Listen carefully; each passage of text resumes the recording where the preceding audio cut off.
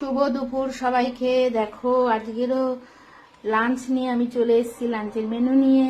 তো আমরা এক্ষুনি খেতে বসবো। তো খেতে বসার আগে আমাদের লাঞ্চের মেনুগুলো তোমাদের সাথে একটু শেয়ার করে নিই। দেখো, এখানে আছে গরম ভাত, এখানে আছে পমফ্রেট মাছের ঝাল সর্ষে দিয়ে,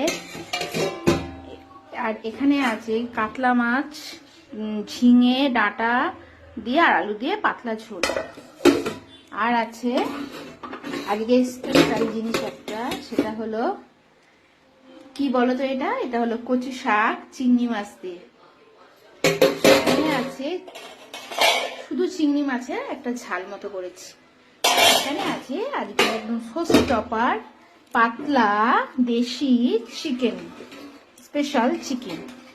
তো তোমাদের বাড়ি আজকে কি রান্না হচ্ছে একটু কমেন্টে বলো। ওকে বাই, তাহলে আমরা এখন খেতে বসি।